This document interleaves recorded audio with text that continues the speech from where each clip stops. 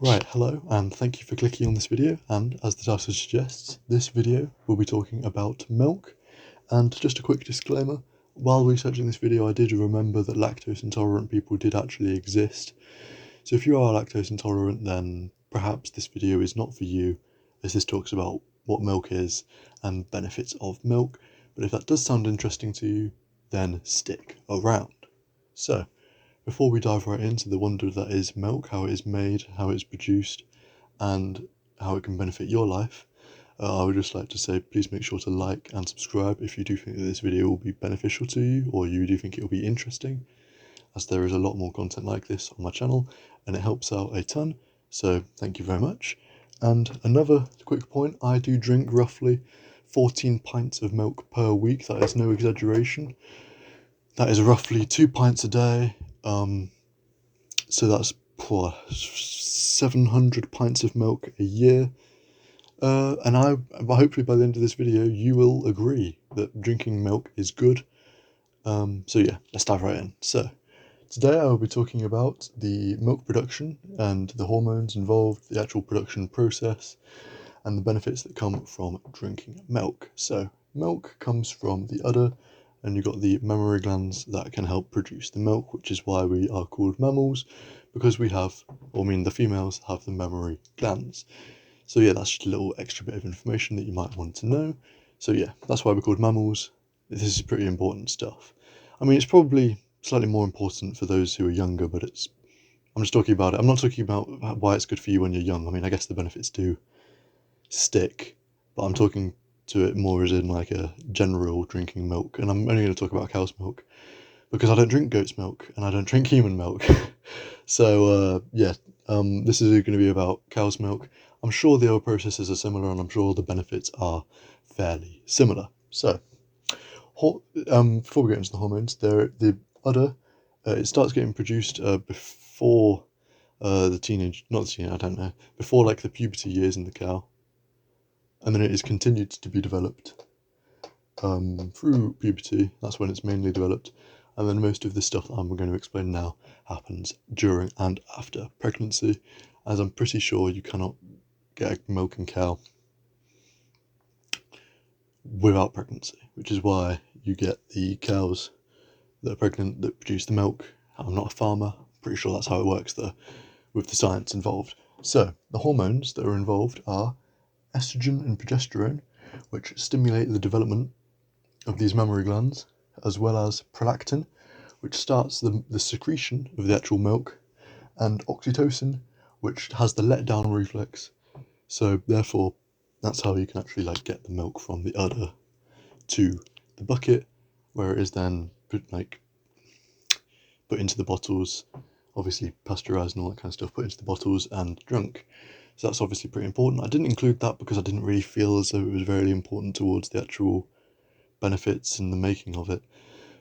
But if you do want me to make a video developing any of these points in more depth, then I will be happy to do that.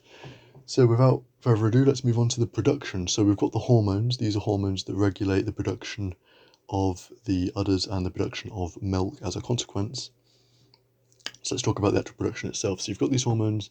The hormones have bound to where they need to be, and they've told the mammary glands and the udders that we need to produce some milk. What does that actually entail? So I'm glad you asked. In the production, the blood delivers nutrients because so the cow eats the grass. Cow eats all the lovely grass, and then this grass is produced. I don't know how many stomachs they have. I think it's something to do with 8 stomachs. It's quite a lot. Don't quote me on that. Feel free to comment down below if you know. I think it's something to do with 8 stomachs. They have a lot of stomachs to digest the grass, which is something that we can't do because of the cellulose. That's something completely different there. But yeah, they eat all the grass. This contains all of the nutrients that are used to make the milk.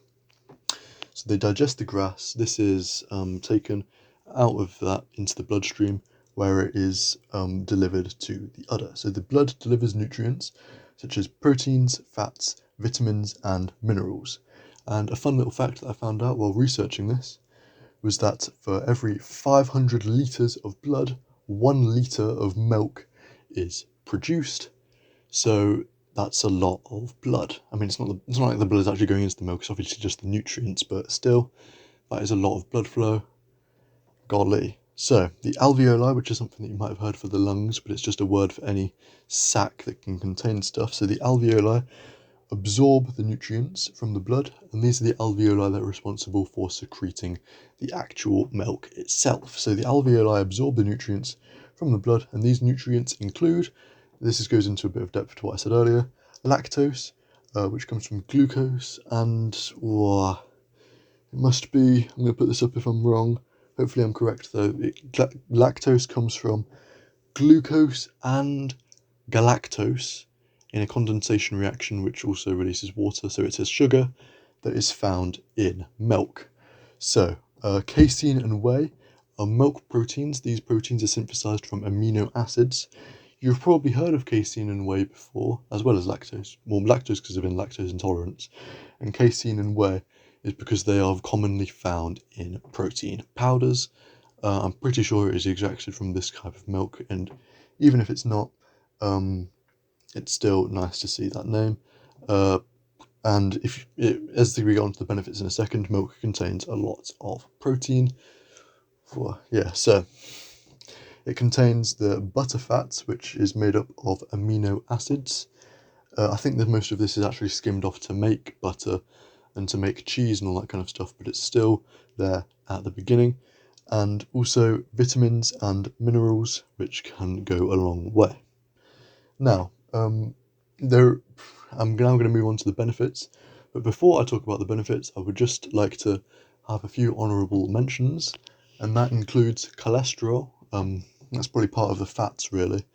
But if you've watched my video on cholesterol, then you know that it isn't the real demon that a lot of people think it is, and that it's more of a, I wouldn't say good, but I'd say it's more of a, I'd say it was more of a good thing than people like to admit or than people know.